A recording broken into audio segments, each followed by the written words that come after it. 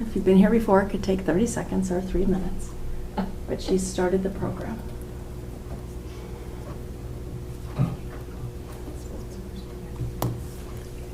Yep, we're live. Good morning. Welcome everybody to the July 22nd Commission meeting. Please stand for the Pledge of Allegiance. I pledge allegiance to the flag of the United States of America and to the republic for which it stands, one nation, under God, indivisible, with liberty and justice for all.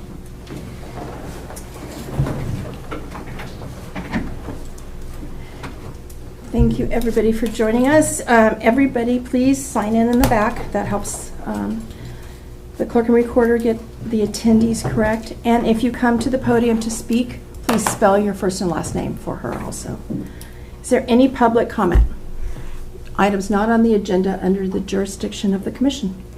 Any public comment? I have some public comment. Yeah, go. Okay.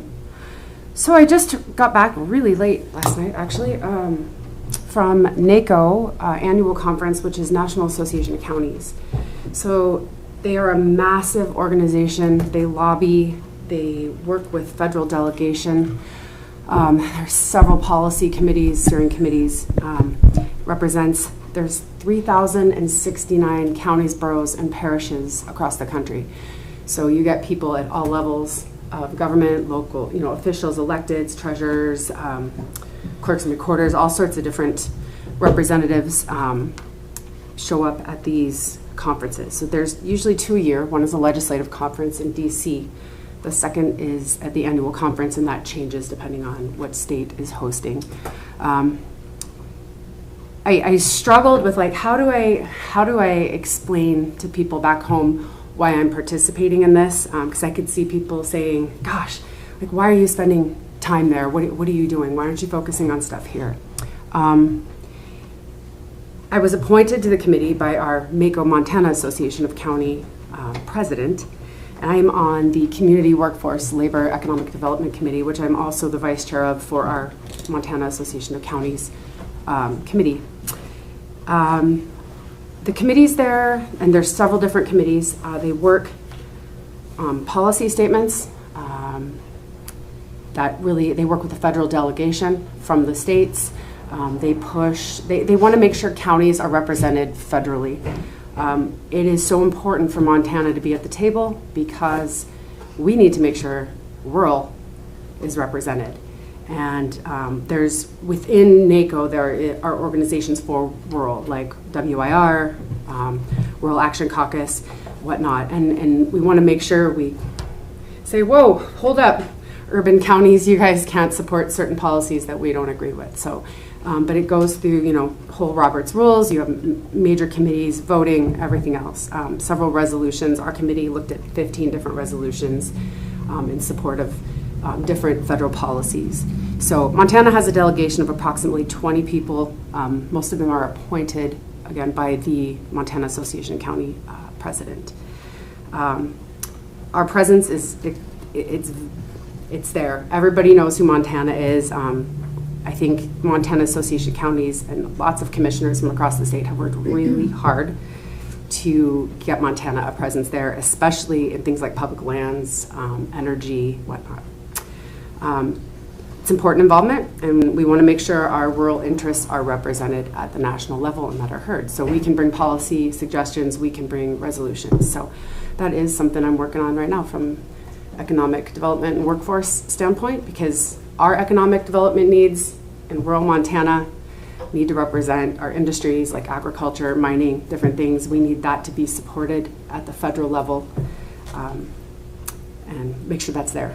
And urban-wise, they're talking a lot about housing right now. So that isn't, we have a housing crisis, but we're not dealing with a lot of the same issues they are. So that is where I have been for the past few days.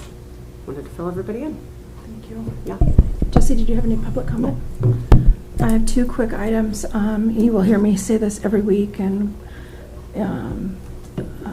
MDT will be putting ads in the paper. They're sending out postcards. MDT will have an open house in this room August 20th from 4:30 to 6:30. It's going to be an open house, so you don't have to get here early to make sure you get a seat. We had a planning meeting last week.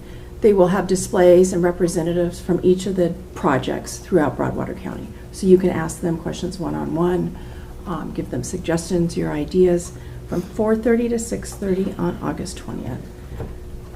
Also, several months ago, the county, with the help of MDT and Great West, applied for the BUILD grant. Winston Northwest it was called. We did not get that grant.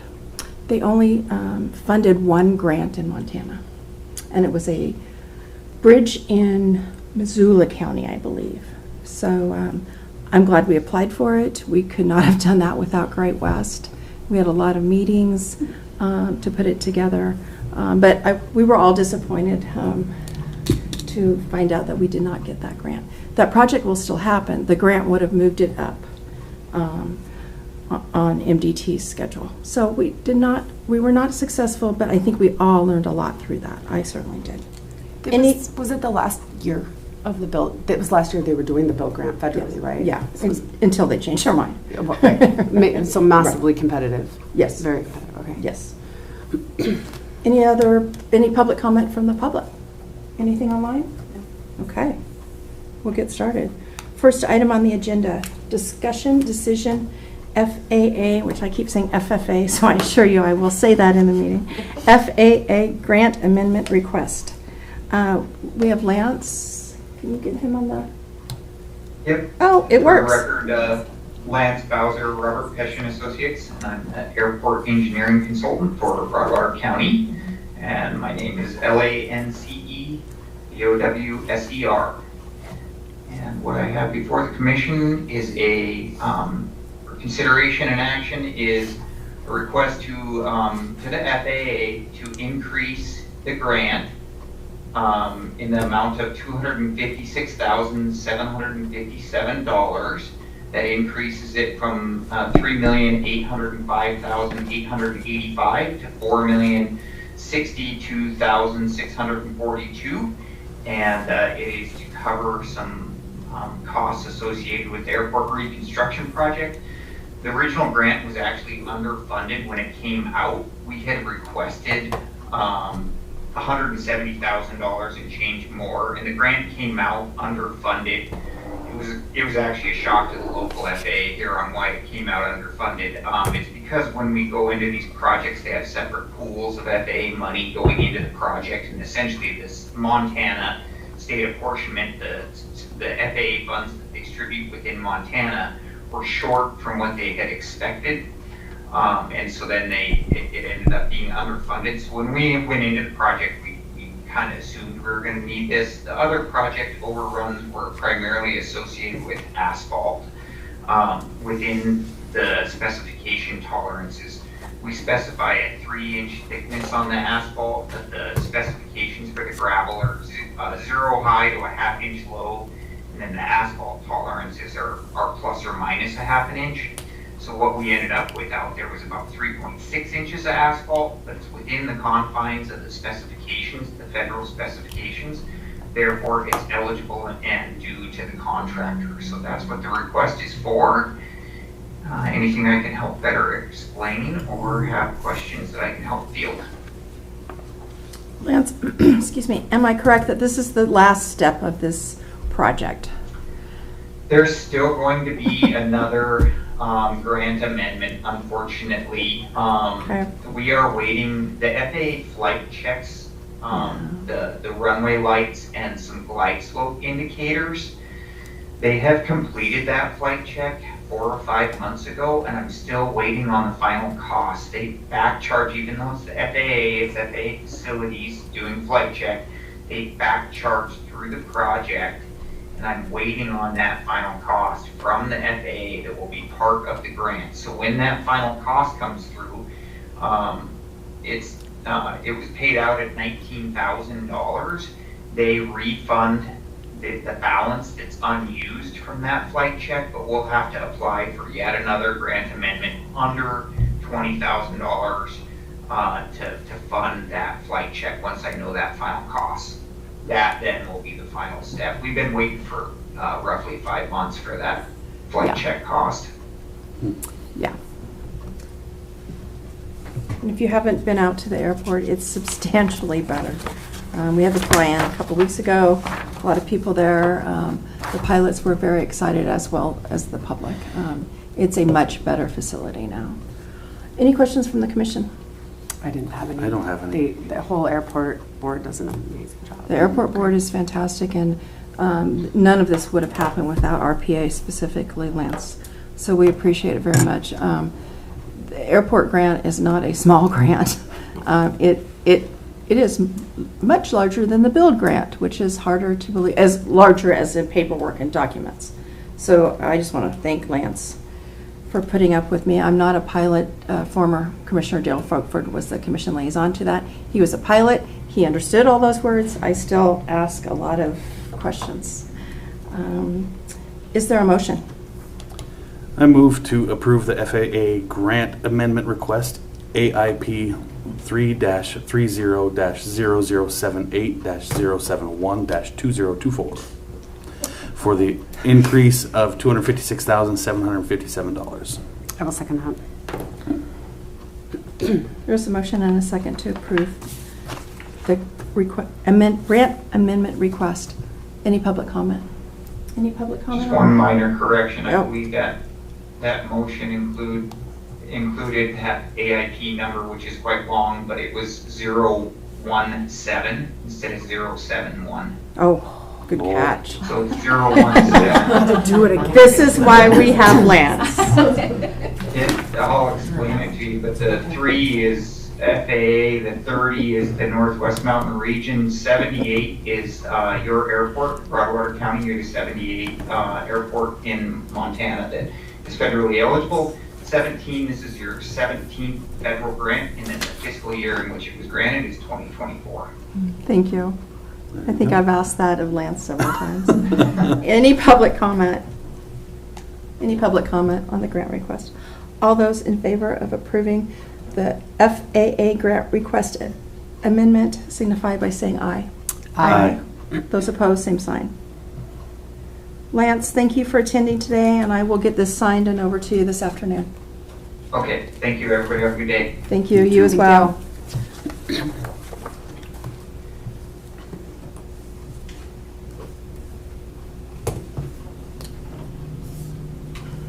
Next item on the agenda is Kevin Haglund.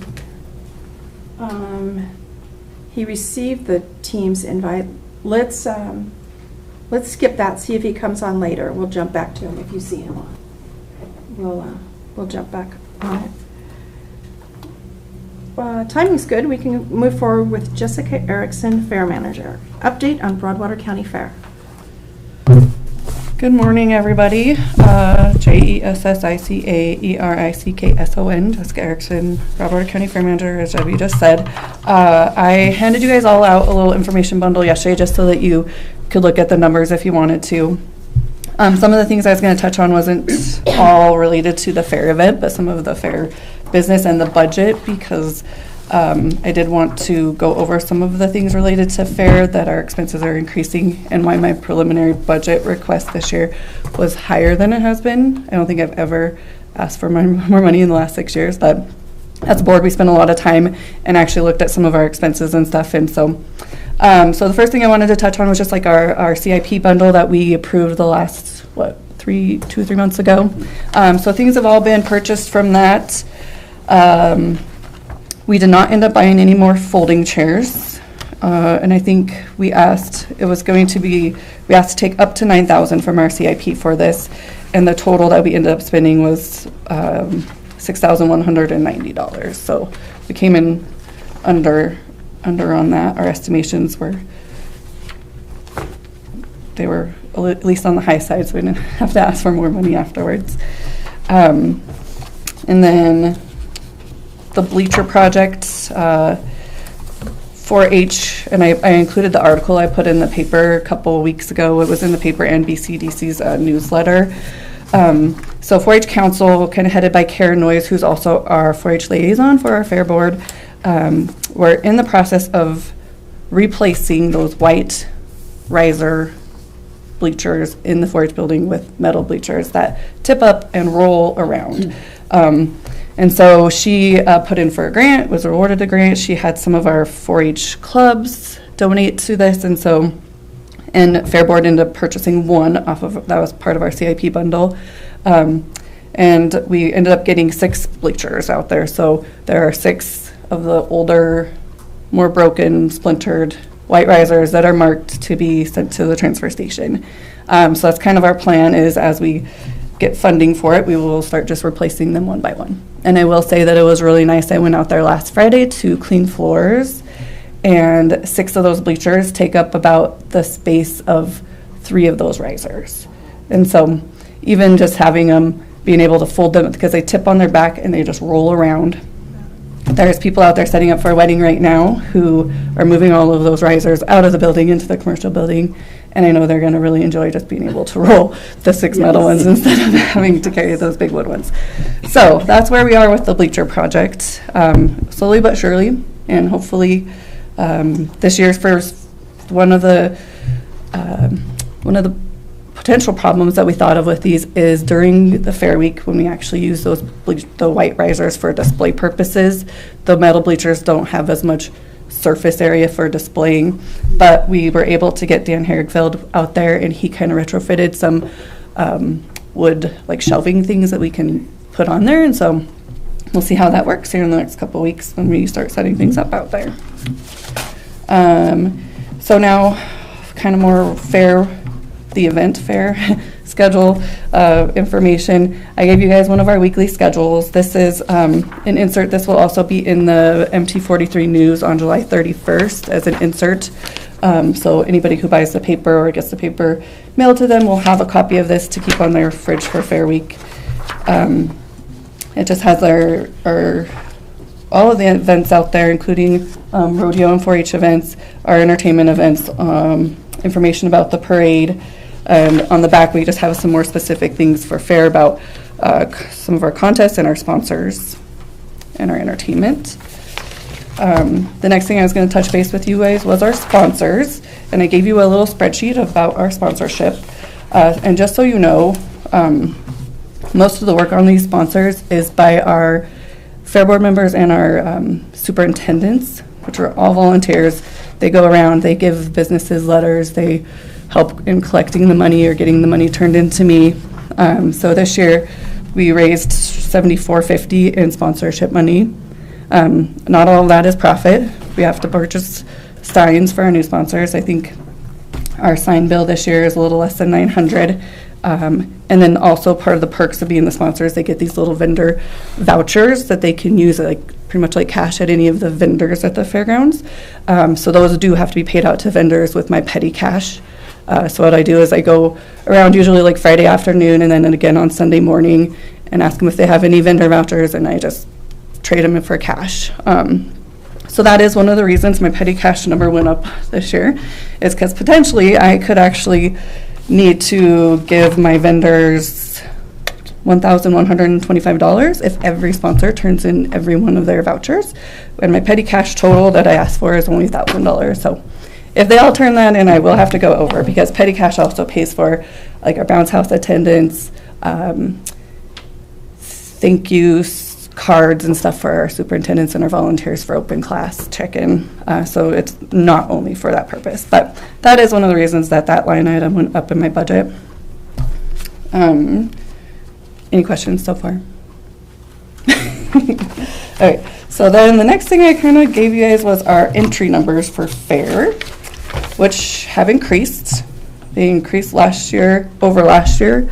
My little breakdown here does give you the pre-registration numbers, obviously, because we won't know what actually gets checked in until Tuesday and Wednesday of Fair Week. So last year, our pre-registration, 2025 pre-registration total entries was 1,356 entries. This year, we have 1,482 entries pre-registered, so up by 150. Yes, so it just depends. A lot of that depends on the gardening season, because we had 136 horticulture pre-registers this year. If it's a good garden season in the next couple of weeks, we could see that number go way up, because people do not have to pre-register their horticulture. They can wait. So that is another thing that I kind of have highlighted as my, to touch on budget, because our premium money budget went up quite a bit this year. I think I asked for $3,900. I did like some rough numbers with our 4-H entries, which was $775. I think the average probably ribbon for a 4-H kid is between a blue and purple, so that's $350 per ribbon. So that's potentially $2,700 paid out to 4-H kids. Open class tend to ribbon a little bit lower, and so I average those at all like blue ribbons, which is $3. So our premium is purples get $4, blues get $3, reds get $2, whites get $0. So potentially $2,121 could be paid out to open class exhibitors. So that's about $4,800. My budget, like I said, was $39. So last year, I don't know if you guys remember, I actually had to go back in and ask for more money after fair because of our entry numbers and premium numbers had gone up. So that's a possibility again this year. Just, I'll give you a heads up. We have to ask for more number after fair week so I can pay our 4-H kids. The next thing was the entertainment schedule. I just gave you guys a copy of this is kind of my back end schedule that we use. This isn't one that's given like to the public. It's a little bit harder to read and not super simple to follow. So the public schedule is on that yellow paper. But yeah, so we just have Honey Hive is doing a dance performance on Thursday night under the tent. Friday we have Stoke there. We have a musician, and then we have Stoke coming back for a robotics demonstration Friday night. We do have our big entertainment guy this year is Mickey O'Connor. He's a strolling comedian. And so he's going to go through the grounds, and he walks around, so he can be anywhere. And he does like, little magician, entertainment, comedy type thing. So he'll be going out and it's an hour performance each time. He'll go out 3 times on Friday and 3 times on Saturday. On Saturday, a couple of our open class fair board member, Taylor, and one of our Lauren's also our fair board member. Them and our superintendents have been working really hard on this fair games. They have about a dozen little games, and kids can buy tickets for like $0.25 a ticket to go and play each game, and they have a bunch of prizes. And so that goes from noon to 5 on Saturday. We also have our pie eating contest that we're doing again, another music coming in, and then the DJ family dance that evening. We will have a bounce house. We're getting a smaller bounce house this year, but we also have a mechanical bowl coming Friday and Saturday. And that is free. I think everybody has to sign a waiver, but other than that, it's free to get on. So. And then another thing I just wanted to bring up with this Celebrating 250 Years contest. So this is one of the things that the board and the superintendents has been putting on the last few years. And it's kind of a day of contest. People don't have to pre-register for it. It's like some sort of a craft. Every year it goes with the theme. And so this year it's a patriotic craft item. They come in and they turn in their item at the 4-H building on Wednesday morning. We have somebody come through and judge them, and it's cash prizes. So we hope that we get some entries for that this year. Let's see, in your packet I also gave you a parking map. Parking is going to be very similar to what it was last year. We're not going to probably be gaining any room from the water tower project quite yet, unless things really start moving along in the next couple weeks, but we're not counting on it. So let's see. Oh, and I was just going to touch on rentals also. So I did like a quick, just did some numbers really fast of what has happened in the 4-H building just this calendar year, 2025. We have had 3 weddings, 40 4-H related workshops or meetings or events, 4 celebrations of life, a graduation party, Ag Day, 2 livestock shows, beaters with heaters, little guy wrestling into the season banquet, a Christmas party, an anniversary party, trivia night, and some other just small things that kind of are last minute, like meetings or something. The sheriff's office uses the building quite often actually to go run the dogs through for some training. And so it is being used pretty frequently, which is good. That's what it's there for. But so I guess, do you guys have any questions? Great job. will you come back after the fair, even if you don't have to ask for money? Just to give us a review Sure. of all these numbers that you talked about. Yeah, Maybe a couple I weeks. can do that. Yep. And you and I were emailing yesterday, maybe the day before, about MDT lowering the speed limit. Yes, Did yep, you so I connect with them? actually did that. I just informed Denise earlier. So I did get a hold of the main guy that you gave me in Bozeman, who's like the regional manager. And so I did the special event permit online, and then the local manager called me this morning. And so they're actually he's going to have his guys deliver signs on Thursday morning, have them up, and he does not want them removed until Monday morning. They will come and remove them. So we don't have to go out and tip them up and down at 10 o'clock at night or anything like that. Oh, So great. he said just the whole weekend, all day long. Good. Yes, I'm very excited about that. Good. I'm glad that worked out. Yeah. Yes. Any other questions or comments? Great job. Yeah, thank you. Yep, you're welcome. Any questions from the public, since she's here? Any questions online?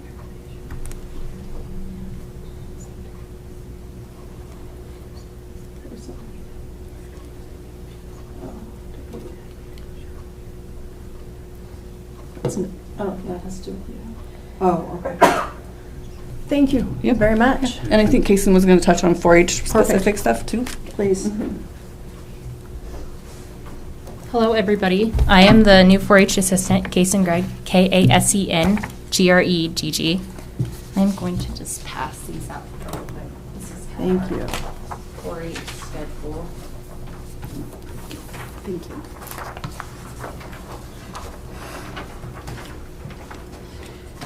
So, we don't have a huge update for 4-H. We're just going through and kind of marking off things on our fair checklist. Our fair packets got released last week on July 16th. Right now, we're about 2 weeks from fair. The schedule that I just gave you guys, this is open to the public for our 4-H events. So on August 4th, we will have the dog show starting at 6:30. That shouldn't take longer than about an hour, so that'll get wrapped up pretty quickly. Our horse show will be August 5th at 10 a.m. in the outdoor arena. And then on August 6th, our pocket pet and poultry show will be in the livestock pavilion. August 7th is our key and main livestock showing that day. So we'll have the hog show, the rabbit show, and then the sheep and goat show. And then kind of wrapping up for the 4-H side of fair before the buyer's dinner, we will have the beef show and then the round robin contest. We are looking good on all of our judges. We've confirmed everybody there. And then, one thing I want to touch on is the indoor exhibits are open to the public starting on Thursday, August 6th. And so our indoor silent auction will also be opening that day. We want to make sure that our 4-H members are rewarded for their hard work. So if you guys have a chance to stop on by and take a look at the exhibits, we would absolutely love that. As far as animals go, Jessica kind of touched on all of our numbers. So we have 474 animals entered into fair. I believe that's more than last year. That includes 63 educational displays as well that our 4-H members are doing. And then we have 411 physical animals as well. So our fair numbers are definitely going up, which is great for the growth of Broadwater County. But yeah, any questions? I have a question. Yeah. And forgive me, I grew up showing horses and cattle, so what's a pocket pet? A pocket pet would be, so lizard, hamsters, any small animal, rodents. The things I don't. We let don't my have dog any have. of those They're entered. my kill Okay. because my dog will kill them. Okay, So- Yeah. I kind of want to see that. No. Mice, even. Oh, I don't want to see Yeah. that. No, okay, I'll skip that A part. lot of reptiles. Okay, that was my assumption, but thank you. And then the buyer's dinner, do you need to sign up ahead of time? You do not. Okay. You can sign up there. We have our buyer's numbers. Pretty much everybody has registered, but yeah. I don't have Yeah. any questions. Mm-mm. Anything online or in the room? Questions? Okay. Thank you, ladies, very much. You guys do an awesome job. Thank you. Thank you. We're going to back up to, if I can find my agenda. This paperwork. To Kevin with Great West. Is he there? He is there. Thank you. For the Good old, morning, Commissioners. Old Town Bridge removal, this is the permit, floodplain permit. Do you want to explain this, Kevin? This step in the process? Yeah, definitely. Morning, Commissioners. Kevin England, Great West Engineering, the contract floodplain administrator. I apologize for not being online on time. I actually did not have the Teams link, so I was scrambling to get it. And so I was able to No make it. worries. But anyway, so I'm here today to present on the Montana Department of Transportation's floodplain application for the removal of the old Tosted Bridge. And this floodplain application was submitted with the intent of this is going to be for the finished product. So the proposed project would be for the removal of the bridge. The bridge structure and piers are expected to be removed using false work, and a temporary work bridge and standard construction equipment will be used. The two 29.75 foot by 8.5 foot concrete footings and stream bed will be removed through excavation, which may include blasting down to 3 feet below the existing bottom of the channel or 2 feet below the pier, whichever is deeper.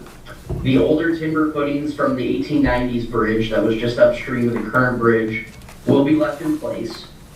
Recreational river access will be maintained throughout the project, with a waterway passage and signing provision requiring the contractor to maintain lanes with a 6-foot vertical clearance through any temporary work structures, sequence work so a boat lane can be maintained through part of the river, and a sign and buoy showing the open and closed lanes during the construction process.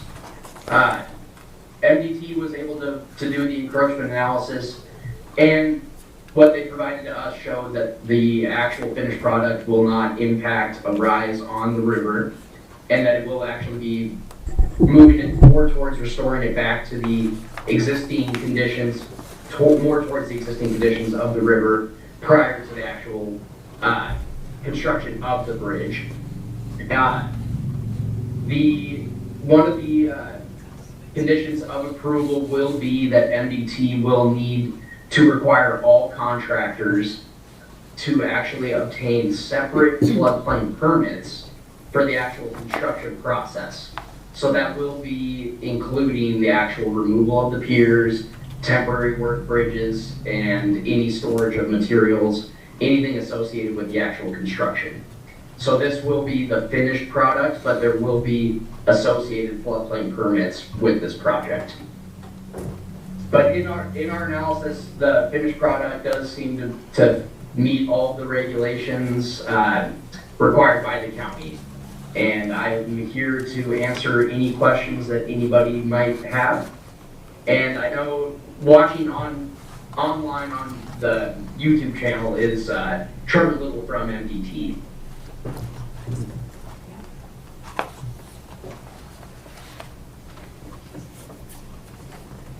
Yeah, he's online if anybody has questions for him, for Trevor. This is going to be a long process. Again, we're happy to grateful to work with Great West to help us through this, and MDT. All of this entire document is online. It's not the very first step, but it's an early step for the process. Are there any? That is correct. The actual construction process, I would imagine, in talking with Trevor, will definitely come into play with water levels. Usually, a lot of work that's done within the actual floodway of really any river will usually takes place during low water. Obviously, instead of doing during high water events. So, the last time Trevor and I talked, I believe that they're going to want to send us out to bid as soon as they can. And so hopefully they can get the process for that started as soon as we can get this thing permitted, depending on what the commission's decision will be.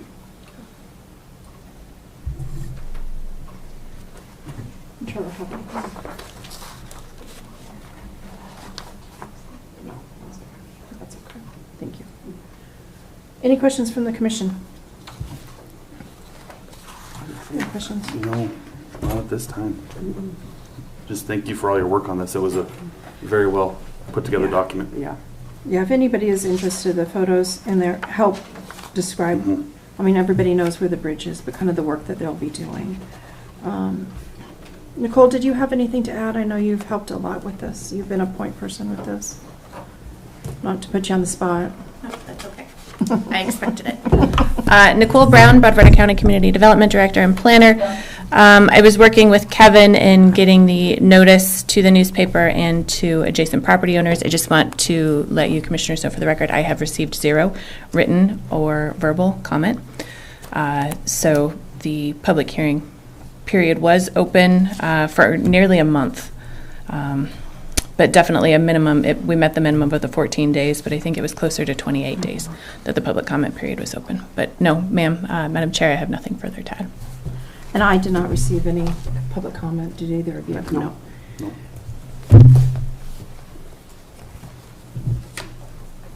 If there's no other questions at this time, is there a motion? I move to approve the Great West Engineering Floodplain Administrator, let's try that again. I move to approve the floodplain permit application for the Toston Bridge removal. Does that sound good? Perfect. Okay. I will second that. There's a motion and a second to approve the floodplain permit application for Toston Bridge removal. Any public comment? Any public comment online? No. Trevor, I know you're watching online and appreciate you. I don't think we have any public comment. There's a motion and a second to approve the request for floodplain permit application for Toston Bridge removal. All those in favor signify by saying aye. Aye. All those opposed, same sign. Motion passes. Kevin, I will work on this paperwork and get it to you later today. Great. Thank you for Thank attending. you so much. Thank you. Thank you. Have a great day. You You too. too.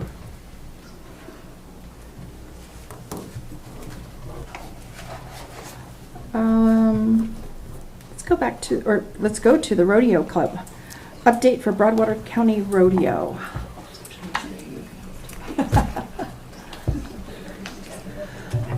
Chairman Randolph and members of the commission, I'm Denise Thompson, DENISE-THOMPSON, and I'm with the Rodeo Club.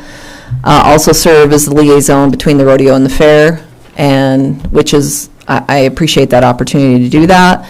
As a segue into just kind of rodeo-focused stuff, it was great to hear that you went to that national convention and meeting and spoke about the importance of agriculture, and we obviously consider fair and rodeo part of that, a very big part of that. And I'm sure most of you know, being in politics, that there's a pretty strong push to kind of fight the whole rodeo world, the whole fair world, the whole agricultural world. And so it's important that we have commissioners that are willing to fight for that, because I think it actually is going to become a fight. If you see what's happening in the state of Oregon, there was a big city in Florida that just banned rodeo. California in areas is trying to ban rodeo. So it's a pretty big deal, but that is a little side soapbox that I tend to jump on. But I'm going to focus on some really positive, wonderful things in regards to the Rodeo Club, and I'm going to allow Tanya and Carla to speak as well, but I'll try to be quick because I know you guys got a lot you want to get through today.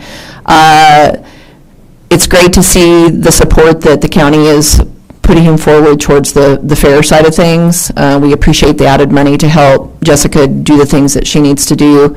One thing that we actually talked about trying to pursue that hopefully will happen maybe this next year is making that 4-H building kitchen a commercial grade kitchen.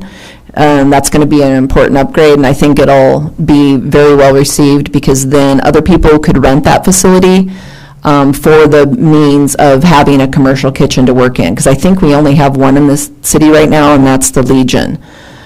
So hopefully, I'm just kind of putting a bug in your ear on that.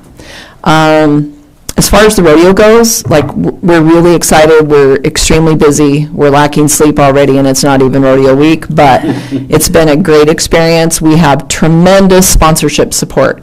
So we are working on honoring those that keep that tradition alive, and we're trying to do some new things this year.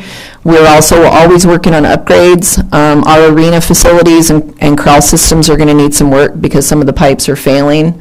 They've just been there a long time. So we're just going to kind of pick away a little bit every year. Eventually, hopefully in the next year or so, we can repaint everything. We also are working on expanding our seating, and that's going to have to come in the future, probably through some grant money. We're looking at a VIP section down the road, things like that.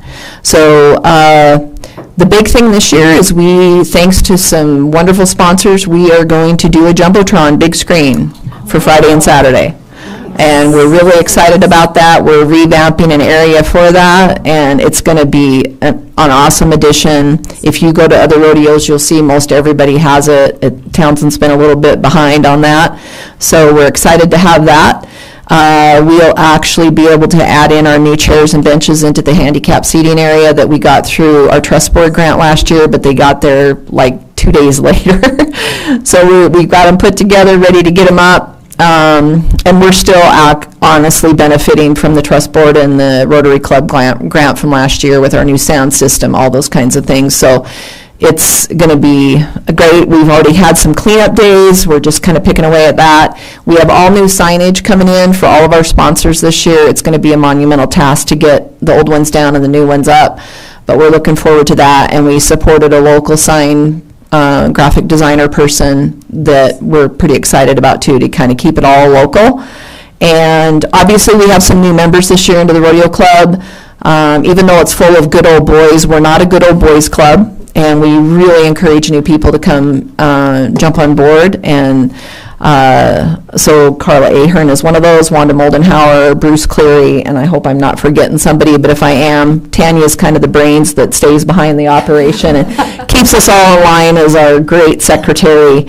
We're just thankful for the opportunity. We appreciate the support that we get from our county. Without the partnership between 4-H Fair and county and the rodeo club, it just doesn't work, and we realize that, and we see the importance of it, and we believe that you guys do too, so we thank you so much for that. And without further ado, I will either allow Tanya to speak, and Carla, you need to speak on the parade, because she is our new parade person, because Kathy Toombs retired after a zillion and a half years, and Carla's our new parade person, so I do want her to speak on that for sure. And Tanya, if you have anything else that we've maybe forgotten, please feel free, but thank you. Thank you. Okay, I am not a speaker. My name is Carla Ahern, C-A-R-L-A-A-H-E-R-N. I am the new parade director. I am taking Kathy Toombs' place after 62 years. So, very long time, so I've got really big shoes to fill. So, this is all brand new to me. I'm just learning. So, I got some posters made. I'm going to put those around town and stuff. I'm not really... It's all new, so I'm with the help of Kathy and stuff, so I'm still looking for some volunteers more to be in the parade and stuff, so that's a big thing. Hopefully we can get some ads out, got some posters going. I've got some other people coming from some other towns, from riding groups and stuff that are coming as well, so hopefully we can make it good. I heard the 4th of July parade was awesome, so I have really big shoes to fill for Townsend, so I'm trying to get everything all done, but as far as I know, we're working forward to it, so we'll see what happens. So having I'm going to do the setup in front of Mesa Park, but instead of using the park, I'm going to just use the street, my trailer on the street there, so people can still stand on the sidewalk and then fill it, so I'll be legal for part of that if it goes with that. So the sign-ups and stuff will be the same. I do have it on all the information on the poster, so you can pre-register with me. I do have a few that are already pre-registered and stuff, so my email is on there. You can call me, you can text me, you can send a pidget, and it all gets to me. So you can, if you want to pre-register and stuff, get your floats, get your best ideas. It's what, rockin', riding, and livestocking? Is that what it is? I know. riding, walking, and Right. livestock, and so that, and then with being the 250, so anything red, white, and blue, so, put your thinking caps on, try to get your kids involved. I am giving, I did find 2 sponsors this year that are sponsoring the parade, so I am going to give cash prizes this year to the top 3 for the divisions, so which is hopefully a little bit encouraging to maybe, get in the parade, join it, make it big like it used to be and stuff, so yeah, so.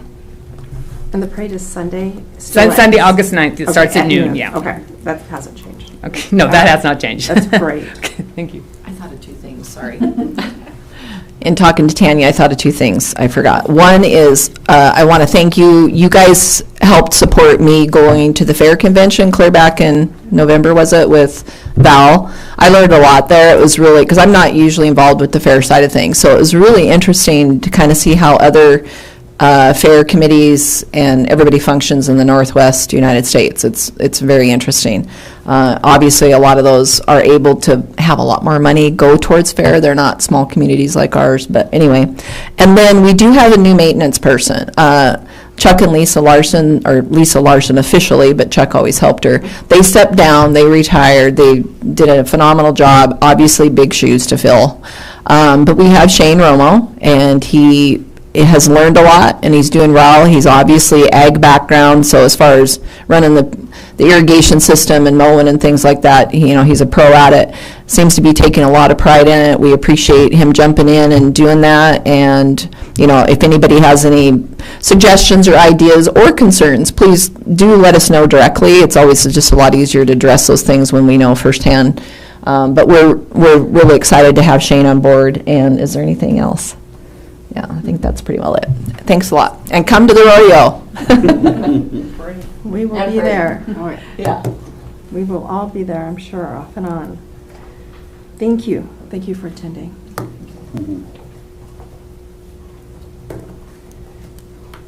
The next item on the agenda, the monthly report from Broadwater County Treasurer Melissa Franks, will be put on next week's agenda, the 29th. We will move to the first reading on the ordinance to change Winston's speed limit on Weasel Creek Road from 15 miles an hour to 25 miles an hour. We discussed this last week. Was it last week? Yeah. I think so. Kind of all blurs together. We've all done quite a bit of research on it.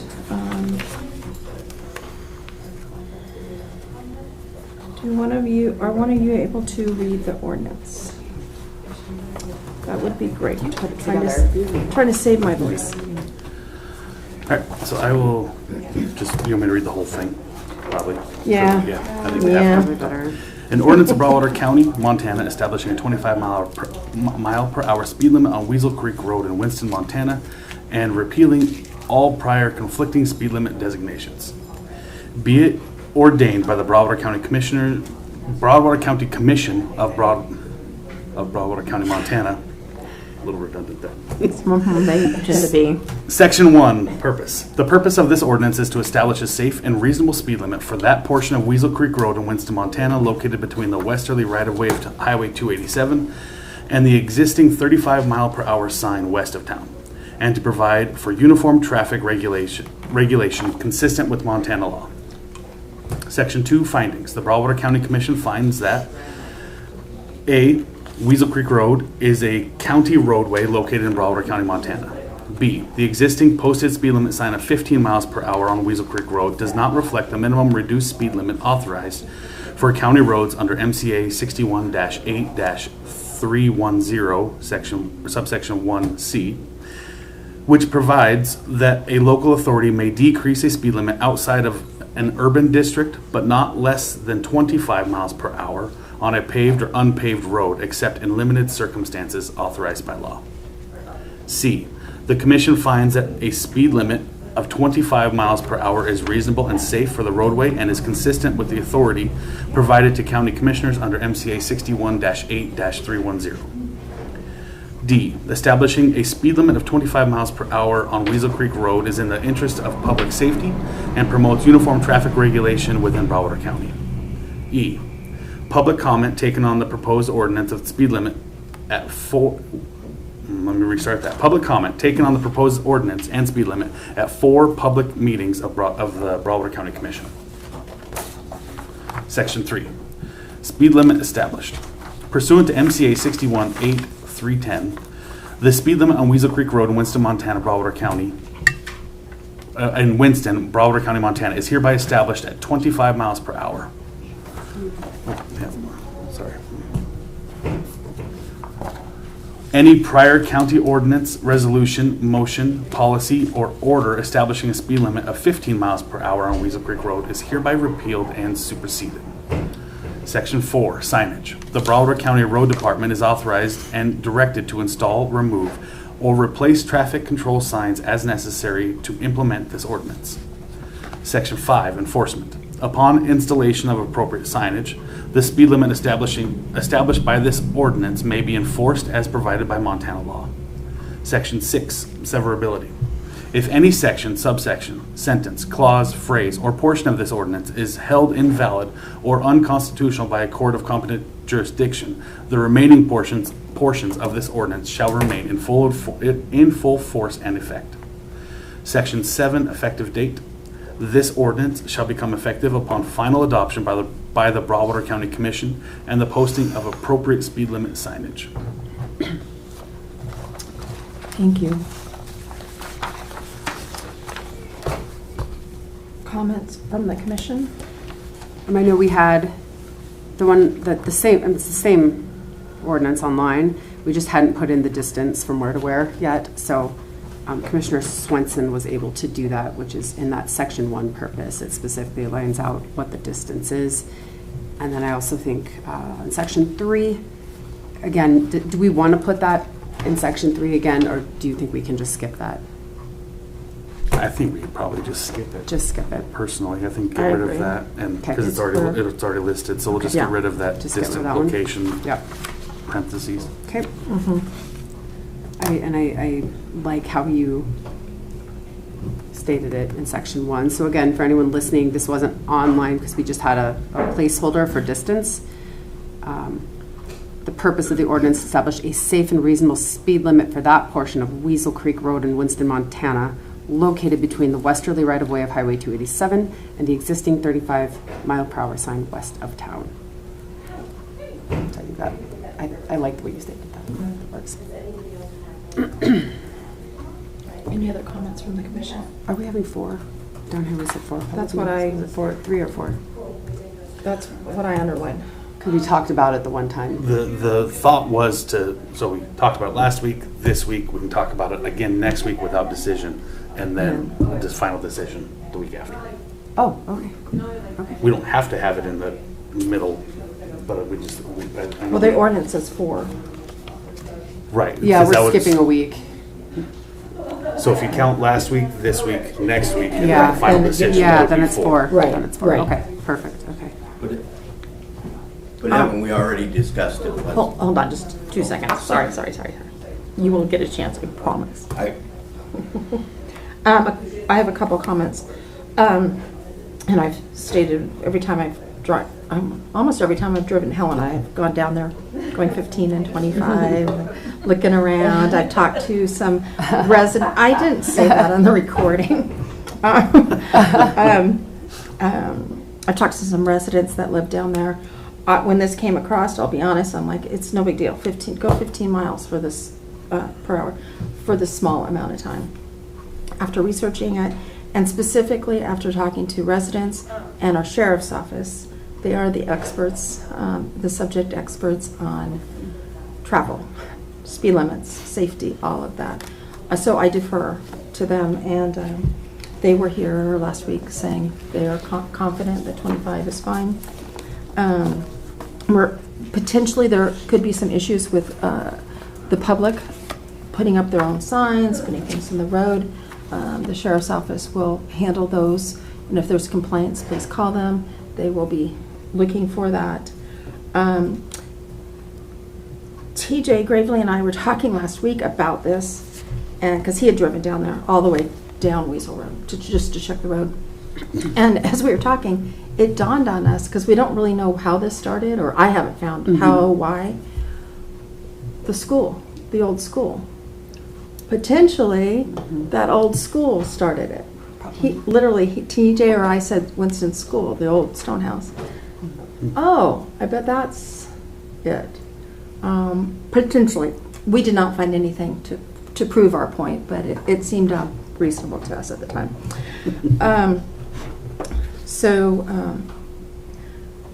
The public will just be reminded that no other signs should be there except the official one that TJ Gravely, the road department, puts up. Whether we pass this or not, those are the official signs. So just some comments on my end. Is there a motion? And then we'll get to public comment. Just for the public, when we make a motion, it does not mean we're going to vote. If the motion is to approve something, the person making the motion can vote against it. So it's not a done deal. It's just to open the discussion. Is there a motion? I move to approve the ordinance to change Winston's speed limit on Weasel Creek Road from 15 miles an hour to 25 miles an hour.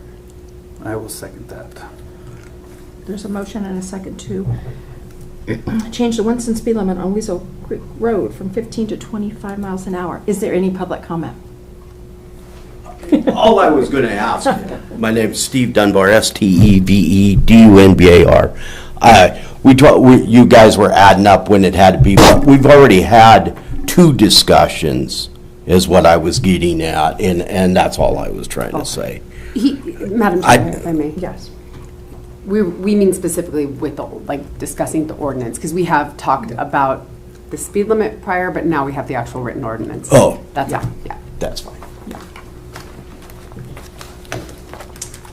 Good morning, Commission. Audrey Walliser, AUDREYWALLESER, to speak to both Commissioner Randolph and Commissioner Rickmeyer's questions about history. So I did a little digging and kind of ended up meeting, I think, every neighbor I have in Winston. They either showed up at my house or hey, whatever. So I got a little bit of context.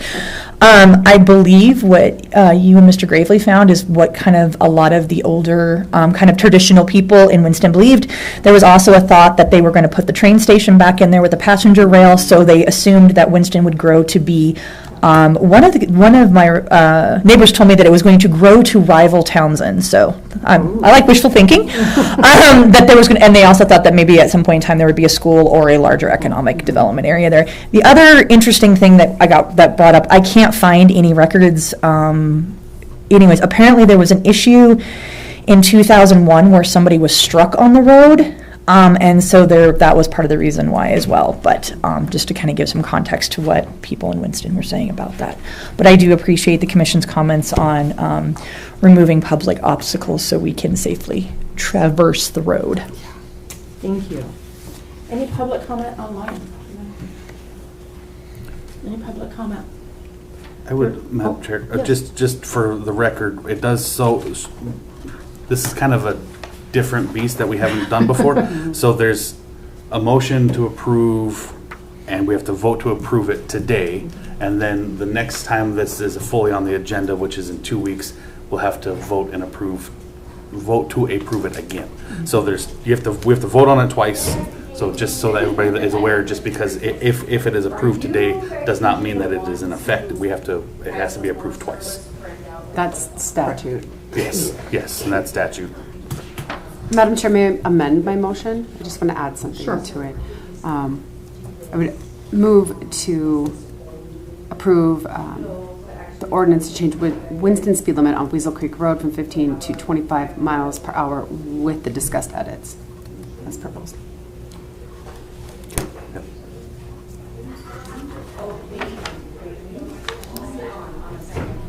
And you're okay with that? Yes, sorry, second that still. Okay. There's an amended motion to approve the first reading of the ordinance, changing the speed in Winston on Weasel Creek Road from 15 to 25 miles per hour. All those in favor signify by saying aye. Aye. Those opposed, same sign.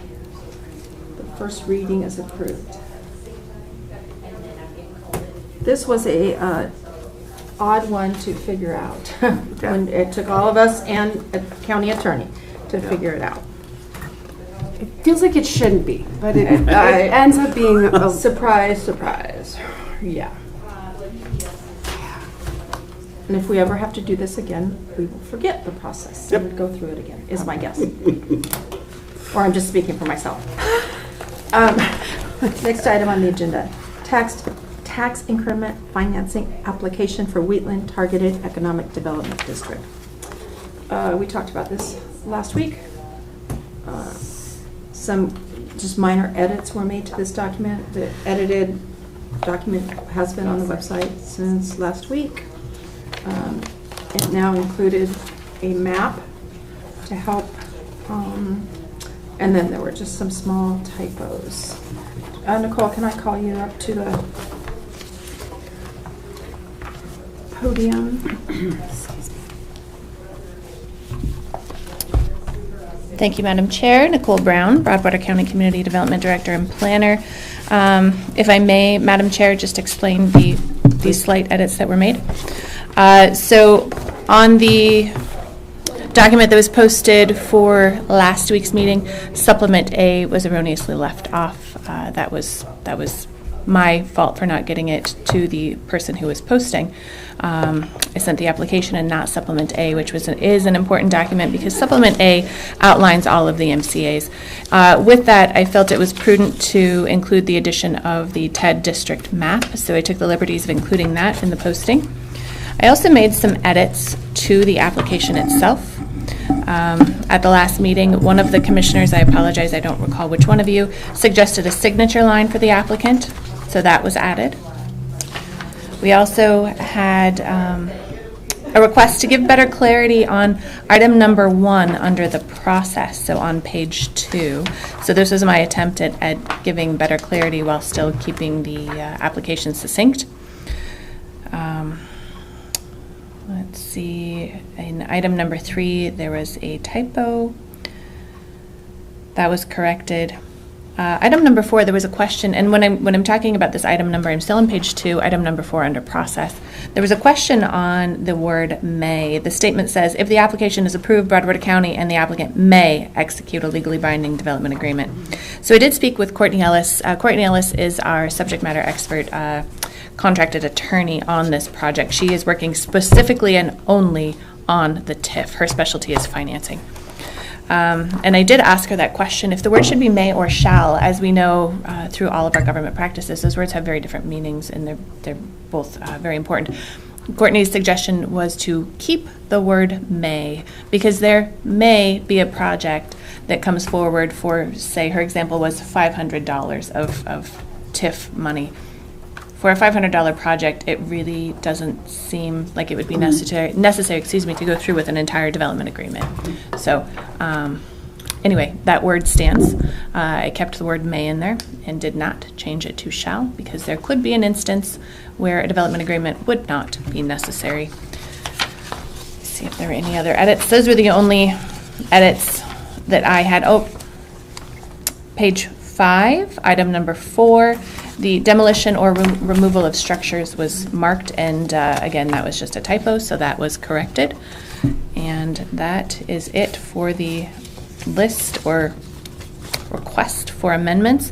There was a request to create a checklist for the for the TIF review committee, different review committee. And so that I'll be working on that. I'll be working on that in-house, but that doesn't need to be approved by the commissioners. That's simply a checklist for the TIF or TED review committee when they're reviewing these applications. So, any comments from the commission or questions? Thank you for taking care of all of those. No, it looks edits. great. Oh, I have one more question, Madam Chair. Yes. Have you heard anything back from the members of the TED committee? Any edits or comments? No, ma'am, I have not. Okay. Good to know. And I've not received any public comment during this time period. This was on the agenda today for discussion, and we will have it on the agenda next week for discussion and decision. So I would urge anybody, if you do have public comment, suggestions, get with one of us or Nicole before next week. Perfect. I don't have anything else on this. No. Okay. Thank you, commissioners. Thank you. Thank you. Thank you.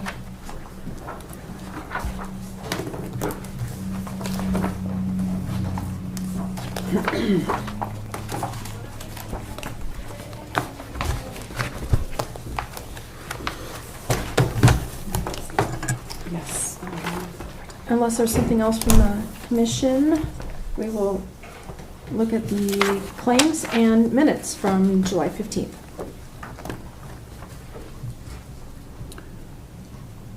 I move to approve the minutes from July 15th. Thank you. I'll second that. There's a motion and a second to approve July 15th, 2026 minutes. Any public comment?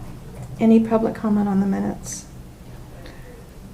All those in favor of approving the minutes from July 15th signify by saying aye. Aye. Those opposed, same sign. Minutes are approved.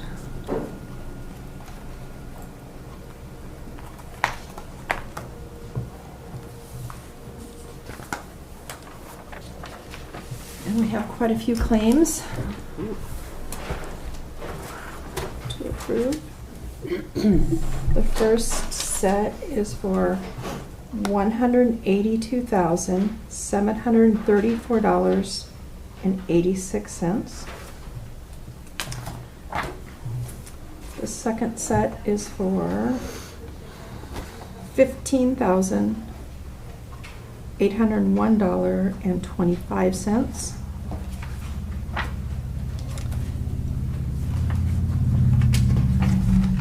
Third one is for payroll, $335,015.87. The next is $39,229.91. And the final one is for $4,673.51. I move to approve claims for the amount stated. I will second that. There's a motion and a second to approve the claims as stated. Any public comment? Any public comment? No. Seeing no public comment, all those in favor of approving the claims signify by saying aye. Aye. Those opposed, same sign. Claims are approved. And unless there's anything else, we will adjourn at... I have one more thing. Oh, sorry. yes. We now have an opening on our library board. Oh, that's and right.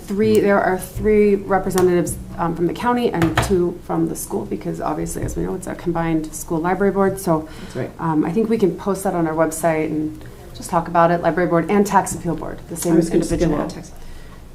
Which is really important. The tax appeal board is really important to have. And I wish Nicole was still here, because there's some interesting rules where if we don't have a tax appeal board, it has to go to the state to be looked at. But I think we have to have one. So, Daleen, I think we have those posted. All our vacancies, right, are posted for boards online. I believe so. Okay. I'll have to edit those. make Okay. sense. Thank you.